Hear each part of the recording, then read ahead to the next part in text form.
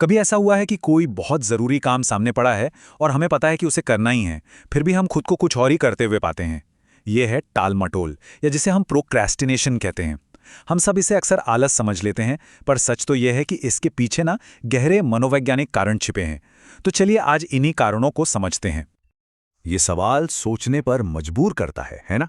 जरा सोचिए, क्या हो अगर टालमटोल हमारी कोई कमी नहीं, बल्कि हमारे दिमाग का हमें किसी अनजाने खतरे से बचाने का एक तरीका हो? ये आइडिया ही इस पूरी समस्या को देखने का हमारा नजरिया बदल सकता है। और यहीं पर सबसे बड़ा सच सामने आता है। देखिए, हम अक्सर सोचते हैं कि टालमटोल का मतलब है आलस या खराब टाइम मैनेजमेंट, लेकिन सच्चाई ये है कि ये हमारी मुश्किल भावनाओं जैसे डर, चिंता या बोरियत से बचने की एक स्ट्रैटेजी है। ये लॉजिक का नहीं, भावनाओं का खेल है। तो असली वजह क्या है? ये लॉजिक नहीं बल्कि एहसास है। सोचकर देखिए, जब कोई काम हमें डराता है या बहुत बोरिंग लगता है, तो हमारा दिमाग उसे एक खतरे की तरह देखने लगता है और हमें उससे दूर रहने को कहता है। और टालना उस असहजता से बचने का एक फौरी रास्ता बन जाता है। तो एक बात साफ समझ लीजिए, अगर हम काम टालते हैं तो इसका मतलब ये नहीं कि हम में कोई कमी है। ये कोई कैरेक्टर का दोष नहीं है, बल्कि एक गहरी मनोवैज्ञानिक प्रतिक्रिया है। और जब हम इसे ठीक से समझ लेंगे, तभी इससे बाहर निकल पाएंगे। असफलता का डर, ये सबसे बड़े कारणों में से एक है। हमें लगता है कि अगर हमने कोशिश की और हम फेल हो गए तो क्या होगा। इस चिंता से बचने का सबसे आसान तरीका क्या निकलता है कि काम को शुरू ही न किया जाए। उसे टालकर हमें उस डर से पल भर की राहत मिल जाती है। और फिर आता है परफेक्शनिज्म का प्रेशर। इसे बिल्कुल परफेक्ट करना है। ये सोच ही अपने आप में इतनी भारी हो जाती है कि हम पहला कदम ही नहीं उठा पाते। हमारा दिमाग कहता है, अगर परफेक्ट नहीं कर सकते तो अभी के लिए छोड़ दो।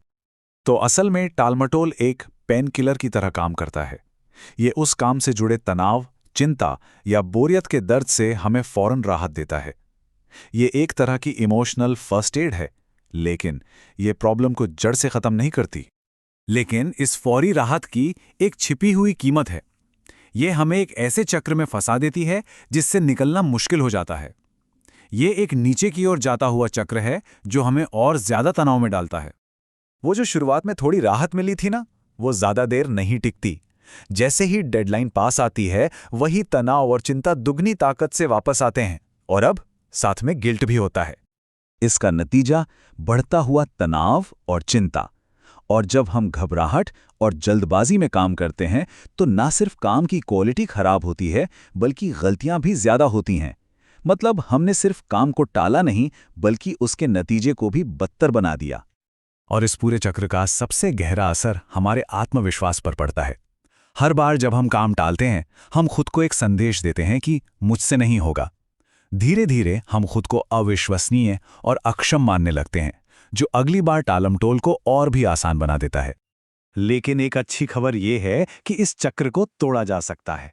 और इसका राज टाइम टेबल बनाने में नहीं, बल्कि अपनी भावनाओं को संभालने में छिपा है। जब हम अपनी भावनाओं पर कंट्रोल पा लेंगे, तो हम अपने काम पर भी कंट्रोल पा सकते हैं।